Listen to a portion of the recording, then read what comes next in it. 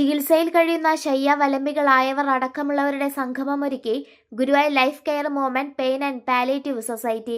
സൊസൈറ്റിയുടെ 25ാം വാർഷികത്തോടനുബന്ധിച്ചാണ് LF കോളേജിലെ NSSന്റെ സഹകരണത്തോടെ നൃത്തവും സംഗീതവുമെല്ലാമായി സംഗമം സംഘടിപ്പിച്ചത്.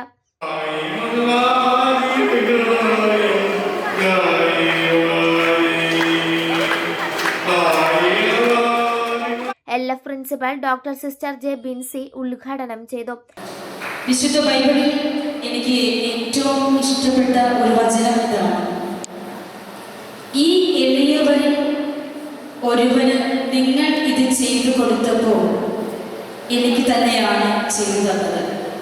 ജീവിതത്തിൻ്റെ ഓരോ കർമ്മങ്ങളും ചെയ്യുവാനുള്ള ഒരു ഊർജവും സ്നേഹവും എനിക്ക് പ്രദാനം ചെയ്യുന്ന ഒരു വിശുദ്ധ വചനമാണിത്.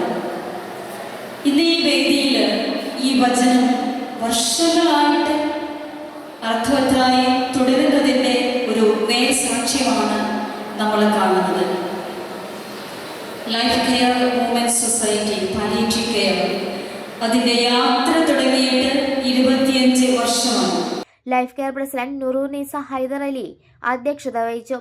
നടൻ ശിവജി ഗുരുവായൂർ, സാമൂഹിക പ്രവർത്തക ഉമാ പ്രേമൻ, ഇല ഫൗണ്ടേഷൻ സ്ഥാപകൻ നജീബ് കുറ്റിപ്പുറം എന്നിവർ മുഖ്യാതിഥികളായി. Councillor KPA Rasheed, PI Lazar, insight special schools principal Farida Hamza, Mary Peter, NSS programme officer doctor Sreeranjini, KT Jasmi എന്നിവർ സംസാരിച്ചു. അഡ്വക്കേറ്റ് RV അബ്ദുൾ മജീദും RV അബ്ദുൾ ലത്തീഫും ചേർന്ന് ലൈഫ് കെയർ സൊസൈറ്റിക്ക് സൗജന്യമായി നൽകിയ വാഹനത്തിന്റെ താക്കോൽ ദാനവും നടന്നു.